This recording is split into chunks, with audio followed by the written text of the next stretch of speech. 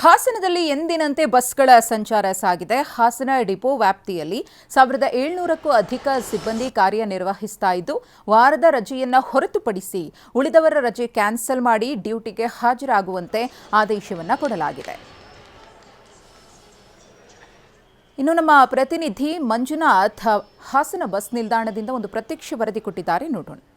ತಮ್ಮ ವಿವಿಧ ಬೇಡಿಕೆಗಳ ಈಡೇರಿಕೆಗಾಗಿ ರಾಜ್ಯದಾದ್ಯಂತ ಇರತಕ್ಕಂಥ ಸಾರಿಗೆ ನೌಕರರು ಬೆಂಗಳೂರು ಚಲೋ ಕಾರ್ಯಕ್ರಮ ನಡೆಸ್ತಾ ಇದ್ದಾರೆ. ಹಾಸನದಲ್ಲೂ ಕೂಡ ಇದಕ್ಕೆ ಸಂಬಂಧಪಟ್ಟ ಹಾಗೆ ಸಾಕಷ್ಟು ನೌಕರರು ಈ ಒಂದು ಪ್ರತಿಭಟನೆಯಲ್ಲಿ ಭಾಗಿಯಾಗಲಿಕ್ಕೆ ಬೆಂಗಳೂರಿಗೆ ಹೋಗಿದ್ದಾರೆ. ಆದರೆ ಆ ಒಂದು ಪ್ರತಿಭಟನೆಯ ನಡೀತಾ ಇದ್ರೂ ಕೂಡ ಹಾಸನದಲ್ಲಿ ಸದ್ಯದ ಮಟ್ಟಿಗೆ ಏನು ಬಸ್ಗಳ ಸಂಚಾರದಲ್ಲಿ ಯಾವುದೇ ವ್ಯತ್ಯಯ ಕಂಡು ಬರ್ತಾ ಇಲ್ಲ. ಈಗ ನಾವೀಗ ಹಾಸನದ ಪ್ರಮುಖ ಕೇಂದ್ರ ಬಸ್ ನಿಲ್ದಾಣದಲ್ಲಿ ಇದ್ದೀವಿ.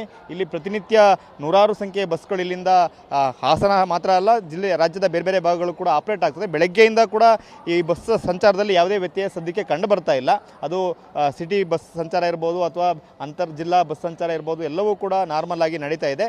ಸಾರಿಗೆ ಇಲಾಖೆಯ ಅಧಿಕಾರಿಗಳು ಕೊಟ್ಟಿರ್ತಕ್ಕಂಥ ಮಾಹಿತಿ ಪ್ರಕಾರ ಇದುವರೆಗೆ ಯಾವುದೇ ಬಸ್ ಸಂಚಾರದಲ್ಲಿ ವ್ಯತ್ಯಯ ಆಗಿಲ್ಲ ಮತ್ತು ಯಾರೂ ಕೂಡ ರಜೆ ಮೇಲೆ ತೆರಳಿಲ್ಲ. ಮಾಮೂಲಿಯಾಗಿ ನಮ್ಮ ಹಾಸನ ಜಿಲ್ಲೆ ವ್ಯಾಪ್ತಿನಲ್ಲಿ ಒಟ್ಟು 1700ರಷ್ಟು ಸಿಬ್ಬಂದಿಗಳಿದ್ದಾರೆ ಹಾಸನ ಡಿಪೋ ವ್ಯಾಪ್ತಿನಲ್ಲಿ.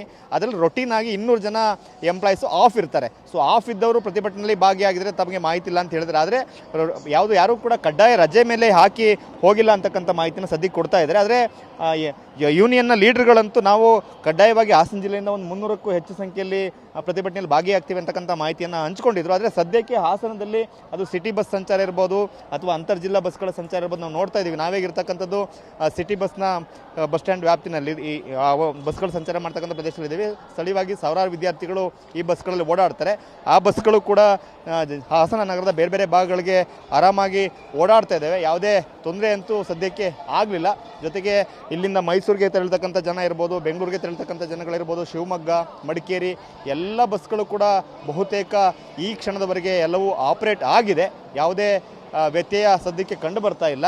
ಸೊ ತಮ್ಮ ವಿವಿಧ ಅಂದರೆ ಸುಮಾರು 30 ತಿಂಗಳಿಗೂ ಹೆಚ್ಚು ಪ್ರಮಾಣದಲ್ಲಿರ್ತಕ್ಕಂಥ ವೇತನ ಬಾಕಿ ಅಂದರೆ ಅರಿಯರ್ಸ್ ಏನಿದೆ ಅದನ್ನು ಪಾವತಿ ಮಾಡಬೇಕು ಮತ್ತು ವೇತನ ಹೆಚ್ಚಳವನ್ನು ಮಾಡಬೇಕು ಅಂತಕ್ಕಂಥ ಹಲವಾರು ಬೇಡಿಕೆಗಳನ್ನು ಇಟ್ಕೊಂಡು ಕಳೆದ ವರ್ಷ ಆಗಸ್ಟ್ ತಿಂಗಳಲ್ಲೂ ಕೂಡ ಪ್ರತಿಭಟನೆ ಕರೆ ಕೊಟ್ಟಿದ್ರು. ಆವಾಗ ಕೋರ್ಟ್ನಿಂದ ಅವರು ಪ್ರತಿಭಟನೆಗೆ ತಡೆ ನೀಡಿದ್ರಿಂದಾಗಿ ಪ್ರತಿಭಟನೆಯನ್ನು ಹಿಂಪಡೆಯಲಾಗಿತ್ತು. ಮತ್ತೊಮ್ಮೆ ಪ್ರತಿಭಟನೆ ಕರೆ ಕೊಟ್ಟಾಗಲೂ ಕೂಡ ಸರ್ಕಾರದ ಜೊತೆ ಮಾತುಕತೆಯಾಗಿ ಬೇಡಿಕೆ ಈಡೇರಿಕೆ ಭರವಸೆಯೊಂದಿಗೆ ಮತ್ತೆ ಪ್ರತಿಭಟನೆ ಸ್ಥಗಿತ ಆಗಿತ್ತು. ಈಗ ಎಲ್ಲ ನೌಕರರು ಸೇರಿ ಬೆಂಗಳೂರು ಚಲೋ ಕಾರ್ಯಕ್ರಮವನ್ನು ಹಮ್ಮಿಕೊಂಡಿದ್ದಾರೆ. ಸೊ ಆ ಬೆಂಗಳೂರು ಚಲೋ ಕಾರ್ಯಕ್ರಮ ನಡೀತಿದ್ರು ಕೂಡ ಸದ್ಯಕ್ಕೆ ಹಾಸನದಲ್ಲಿ ಈ ಒಂದು ಬಸ್ ಸಂಚಾರದಲ್ಲಿ ಯಾವುದೇ ವ್ಯತ್ಯಯ ಆಗಿಲ್ಲ. ಅಧಿಕಾರಿಗಳು ಕೂಡ ಯಾರು ರಜೆ ಹಾಕಿದ್ರೆ ರಜೆಗಳನ್ನು ಕ್ಯಾನ್ಸಲ್ ಮಾಡಿ ಕಡ್ಡಾಯವಾಗಿ ಕರ್ತವ್ಯಕ್ಕೆ ಹಾಜರಾಗಬೇಕು ಅಂತಕ್ಕಂಥ ಸೂಚನೆಯನ್ನು ಕೊಟ್ಟಿದ್ದಾರೆ. ಹಾಗಾಗಿ ಸದ್ಯಕ್ಕೆ ಹಾಸನದಿಂದ ಆಪರೇಟ್ ಆಗ್ತಿರ್ತಕ್ಕಂಥ ಬಸ್ಗಳ ಸಂಚಾರದಲ್ಲಿ ಯಾವುದೇ ವ್ಯತ್ಯಯ ಕಂಡು ಬರ್ತಾ ಇಲ್ಲ.